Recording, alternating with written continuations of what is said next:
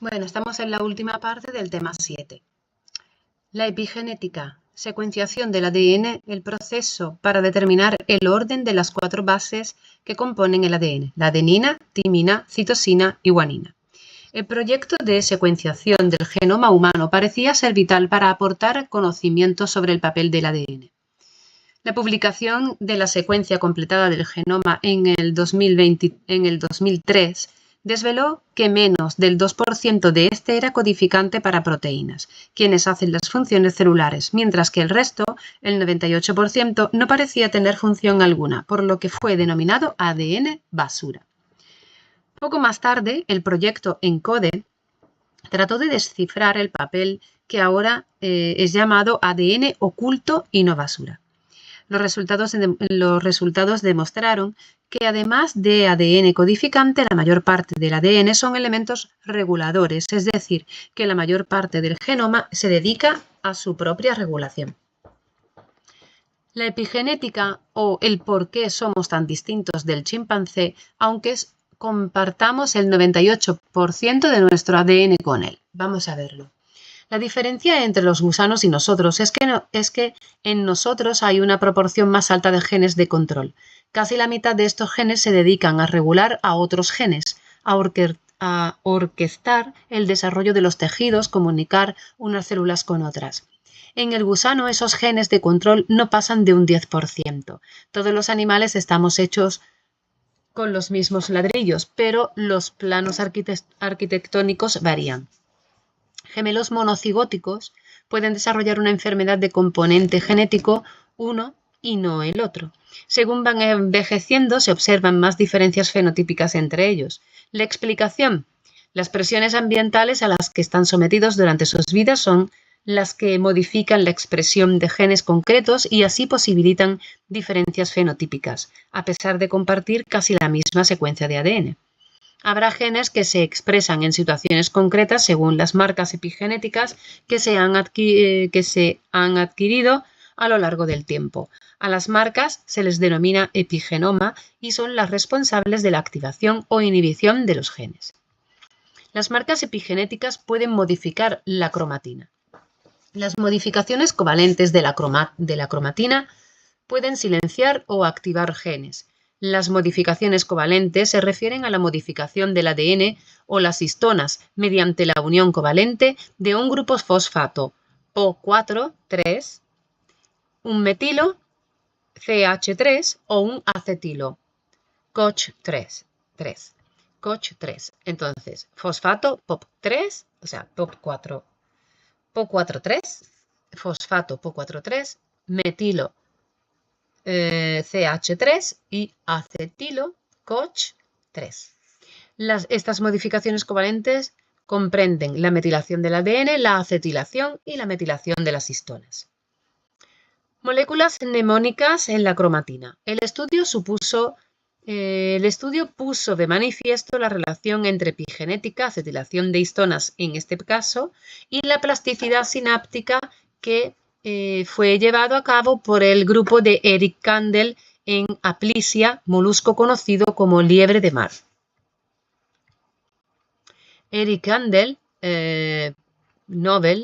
con premio Nobel, demostró que la acetilación de la histona H4 aumentaba de manera transitoria durante la plasticidad sináptica, facilitación a largo plazo en Aplysia, pero también disminuía durante la depresión a largo plazo. Es decir, estos resultados indican que la expresión génica y los cambios epigenéticos son necesarios para la plasticidad sináptica en Aplysia. Los estímulos ambientales generan cambios bioquímicos en las histonas y conllevan la remodelación de la estructura de la cromatina. La formación del epigenoma, cambios bioquímicos que tienen lugar en las histonas en respuesta a estímulos ambientales que conllevan la remodelación de la estructura de la cromatina. Esto es la formación del epigenoma. Una sola aplicación de estimulación eléctrica en la cola del molusco es suficiente para inducir la formación de la memoria de corto plazo. La aplicación constante y sostenida da lugar a una formación de memoria a largo plazo, que cuenta con una duración de varios días. Esto lo estudió Kandel en el 2012. Los distintos tipos de memoria implican áreas y redes cerebrales distintas. Todas ellas dependen de la plasticidad sináptica, y la plasticidad sináptica es un proceso celular sustentado por cascadas moleculares de señalización intracelular. La memoria a corto plazo está asociada a cambios transitorios como modificaciones covalentes de las proteínas ya existentes. La memoria a largo plazo requiere de la síntesis de nuevas proteínas. Por ello, muchos genes deben ser regulados a la alza o a la baja durante la formación de la memoria para que ésta tenga lugar, por lo que las modificaciones epigenéticas que promueven o reprimen la transcripción génica se tornan imprescindibles en la regulación de la maquinaria molecular que sustenta el aprendizaje y la memoria. Las funciones de la metilación del ADN no se conoce del todo, pero la formación de la memoria se precisa en la hipermetilación de los genes supresores de la memoria y la hipometilación de los genes promotores de la misma. La metilación del ADN influye en la memoria alterando los procesos de transcripción, y esta relación varía dependiendo de múltiples factores, ya que el aprendizaje incluye procesos tan dispares como los cambios en la actividad sináptica, en el PLP o DLP, la morfología dendrítica y la densidad de las espinas. Propuesta de modelo relativo a la formación de la memoria. Ha sido que los genes se clasifican como permisivos para la memoria, los promotores de memoria o disruptivos de ella. La actividad neuronal induce una cascada de señalización molecular que actúa sobre la metilación del ADN y da lugar a la represión transcripcional de los supresores de memoria y a la activación transcripcional de los potenciadores de memoria. La combinación de promotores y supresores de memoria inclina la balanza a favor de mecanismos celulares y moleculares que promueven la plasticidad sináptica y la formación de memoria. El modelo que representa cómo los estímulos regulan diferencialmente la expresión de genes promotores o supresores de la memoria. Son estos de aquí. Aquí lo que está representado en el cuadro. La activación de un gen promotor de la memoria facilita el establecimiento de la plasticidad sináptica y la formación de la memoria. Promotores de la memoria son, las proteínas relacionadas con el citoesqueleto, regulada por actividad ARC, factor neurotrófico derivado del cerebro, BDNF, reelina, factor de crecimiento de fibroblastos, llamado también FGF. Y los supresores de memoria son la calcineurina,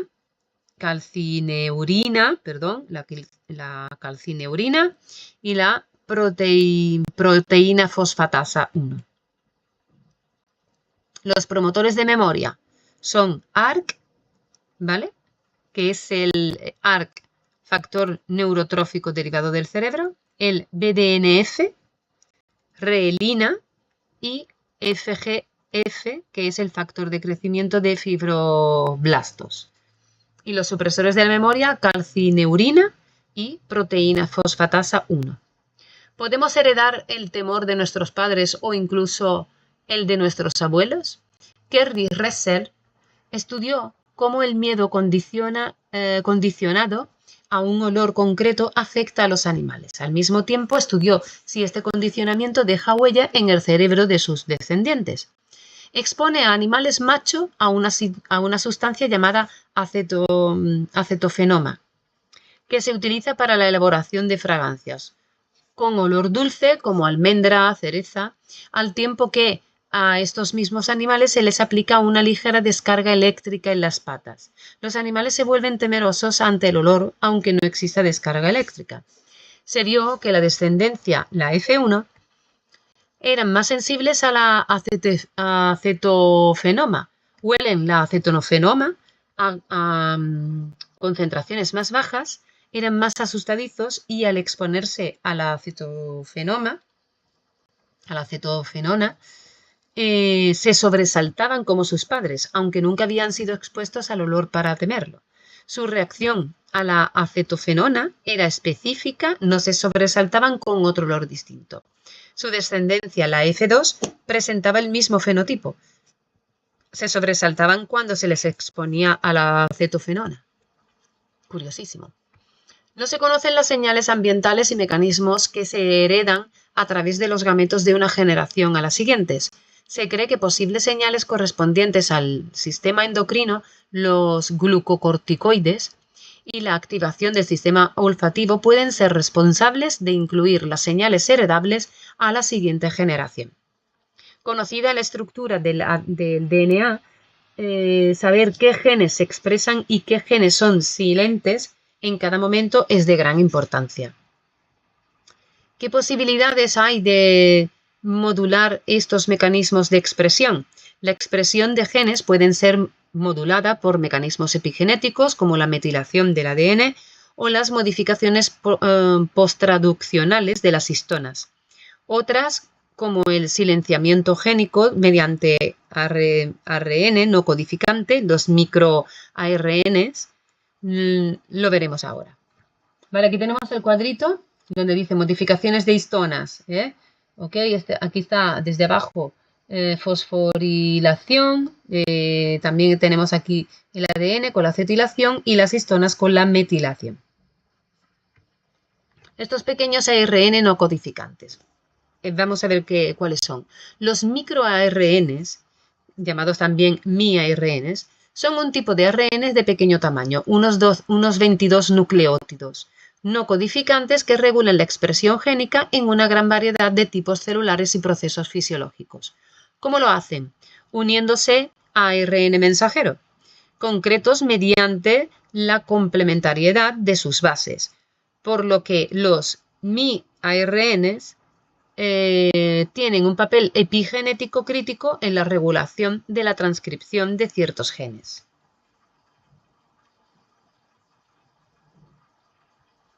Aquí tenemos el cuadrito, este dibujo, que un poco te explica con el ARN mensajero y el microRNA o ARN, que es lo mismo. El mi va por micro. Vale. Los miARNs, los microARNs, contribuyen a la plasticidad neuronal y a la memoria en tres formas distintas e interrelacionadas.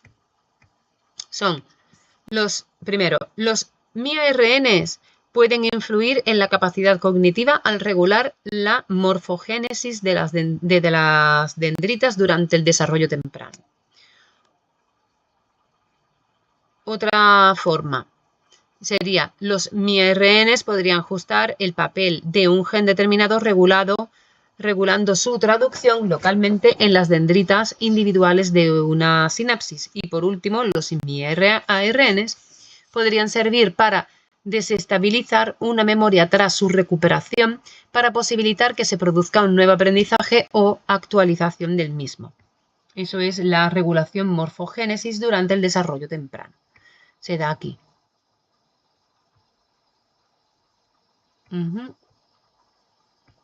Regulando localmente la traducción de ARN mensajero en las dendritas. Aquí tenemos otro cuadrito para ver. Aquí, sin embargo, tenemos la ratita que está pensando en el quesito, ¿vale? Ella se acuerda, tiene una nueva información. A ver, desestabilizando una memoria recién recuperada para permitir que se produzca un nuevo aprendizaje o actualizar el mismo. Esto es lo que va ocurriendo. Desestabiliza el microRN, lo que hace es que desestabiliza esa memoria, ese recuerdo. Equilibrio transcripcional para modular plasticidad sináptica. Los cambios en la metilación del ADN y en las modificaciones de histonas son el resultado de cascadas de señalización intracelular que convergen en el núcleo para ajustar el equilibrio necesario entre la activación génica y la represión, y es a través de ese equilibrio transcripcional como las neuronas son capaces de modular la plasticidad sináptica que subyace a toda memoria. Un objetivo de la neurociencia es determinar la identidad del engrama, el sustrato físico de la memoria. Sabemos que la memoria es codificada mediante los cambios en la fuerza sináptica que se almacena mediante las modificaciones inducidas por el aprendizaje en las conexiones sinápticas correspondientes, y estos procesos son dependientes de la síntesis proteica. En este desglose del engrama, los cambios epigenéticos tienen un papel relevante en la formación de la memoria, incluyendo los microARNs. Ese ADN basura, que ya no es basura. A ver, ENCODE y otros proyectos revelan que la mayor parte del ADN se transcribe a ARN, aunque este no es codificante. Estos ARN tienen funciones reguladoras cruciales, de forma que alteraciones en la expresión de estos elementos reguladores pueden desencadenar graves patologías. En estudios realizados se vio cómo el miedo asociado a un olor particular afectaba a los animales y dejaba una huella epigenética en el cerebro de sus descendientes. Y también en que el ejercicio físico y entrenamiento mejoran el rendimiento cognitivo, enriquecimiento ambiental, que induce mejoras en la plasticidad sináptica tanto en roedores como en seres humanos. Ejercicio físico y entrenamiento, así que ya sabemos. Se ha demostrado que en animales expuestos a ambientes enriquecidos se incrementa significativamente la PLP en el hipocampo, junto a mejoras cognitivas, y que también se observaron en su descendencia. Los microARN o miRNA son secuencias de ARN o RNA capaces de regular la expresión génica, principalmente mediante silenciamiento post-transcripcional. También hay excepciones, y los miRN pueden activar la transcripción de ciertos genes. Así, los miRNA pueden regular la expresión de hasta el 60% de genes en los humanos. Aquí tenemos otro cuadro. El microRNA que se une al RNA mensajero cuando se está uniendo. Aquí hay un ensamblaje directo de proteínas. Vale. Y aquí está el ensamble de proteínas que se queda bloqueado. Benito y colaboradores en el 2018 demostraron que animales macho adultos en ambientes enriquecidos se incrementa la PLP en el hipocampo, al igual que se producen mejoras cognitivas, pero también se observaron estos cambios en su descendencia. El hecho de que en la línea germinal se expresen miRNs convierte a esas moléculas en posibles mediadoras de la herencia epigenética intergeneracional. Vale. Se encontraron cambios en la composición del esperma de los padres de estos animales, con incremento de los miRNs 202-132/132. Y estas mejoras solo se observaron en la primera generación o F1, y que los cambios epigenéticos inducidos por la experiencia están asociados a miRN solo heredables a través del esperma y no a cambios en la metilación del ADN. Esto es importante. A ver, estas mejoras, ¿vale? Que eran por la bueno, es importante que sepamos que es heredable a través del esperma. Los cambios epigenéticos que estaban inducidos por la experiencia. Heredables por el esperma y no por la metilación del ADN. Herencia epigenética intergeneracional. El factor neurotrófico derivado del cerebro. Rita Levi-Montalcini, premio Nobel en el 1986 por el descubrimiento del factor de crecimiento nervioso, FCNONGF, llamado así. Vamos a buscarlo, a ver qué es lo que me pone. NG. No. Es llamado así. El factor del crecimiento nervioso. FCN. No, lo quería ver, a ver si estaba aquí algo. F, no, es esto. Ok, vale. Vamos a ver, la epigenética y la plasticidad sináptica, el cuerpo que se arruga, es inevitable, pero no el cerebro.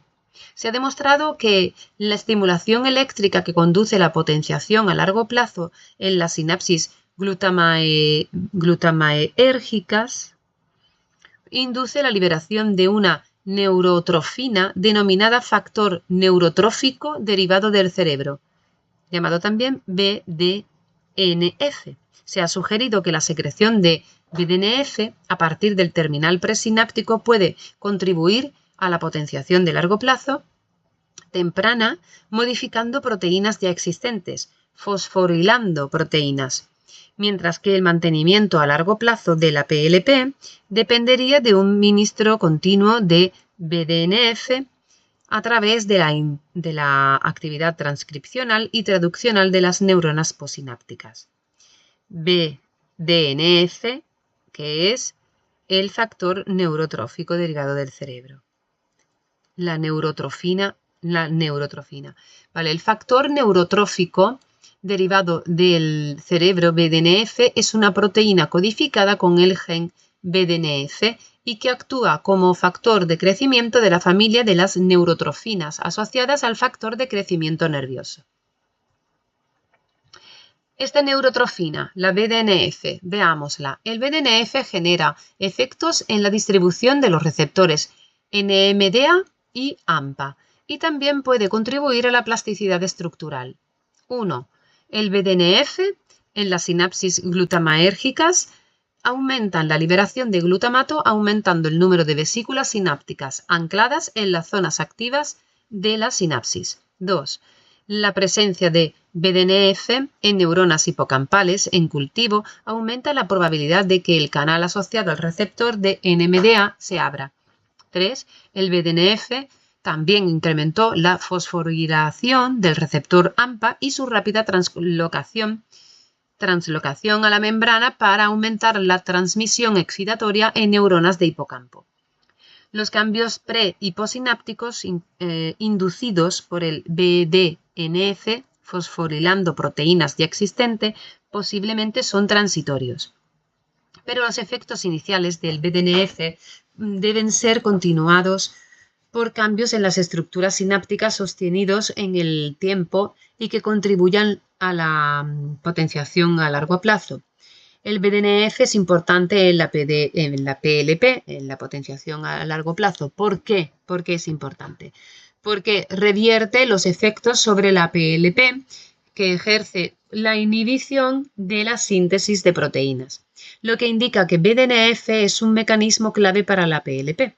También el BDNF es capaz de aumentar su propia transcripción y puede aumentar la expresión de sus propios receptores o regular su liberación.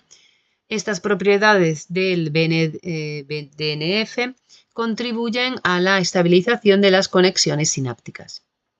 Una fuente de BDNF son las sinapsis glutamaérgicas y son los principales tipos de sinapsis involucradas en la plasticidad sináptica, en el aprendizaje y en la memoria. Durante la actividad neuronal que induce la plasticidad, el BDNF y el glutamato se liberan en la sinapsis, aunque la secreción de BDNF es mucho más lenta que la de glutamato. Más lenta BDNF que el glutamato. Okay. Presinápticamente, el BDNF aumenta la liberación de neurotransmisor mediante la fosforilación de proteínas que forma parte del aparato excitótico neuronal y posinápticamente aumenta la sensibilidad de los receptores MNDA y AMPA mediante aumento de la conductancia y un rápido reclutamiento en la membrana celular de los receptores AMPA. En la presináptica se aumenta la liberación de neurotransmisor mediante la fosforilación de proteínas y en la postsináptica aumenta la sensibilidad de los receptores MNDA y AMPA. El BDNF activa las vías de señalización de las RO GT-PASA, promoviendo la polimeración de la actina. La expresión del gen de BDNF depende del grado de metilación de este. La activación de los receptores MNDA conducen a modificaciones posttranscripcionales de las histonas adyacentes al promotor de este gen. El BDNF activa distintas vías de señalización que pueden actuar de manera coordinada para regular los efectos celulares posteriores y necesarios a la plasticidad sináptica y a la formación de memoria.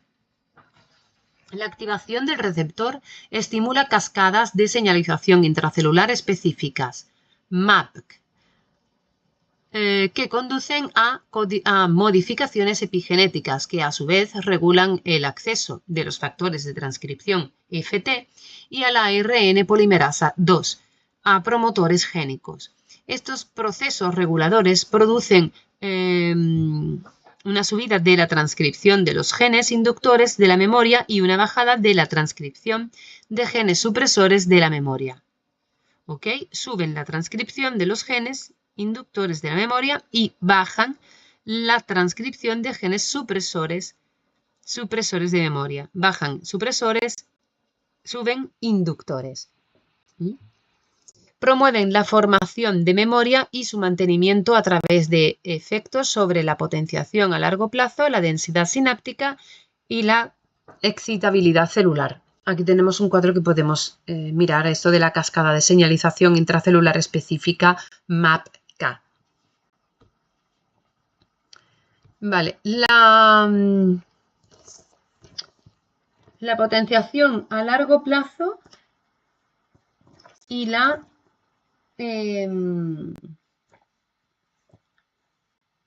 depresión a largo plazo. La depresión a largo plazo, tenemos aquí una baja frecuencia, hay una presinapsis, aquí entra en juego el glutamato, ¿vale? Aquí tenemos los neurotransmisores que son AMPA, NMDA, ¿vale?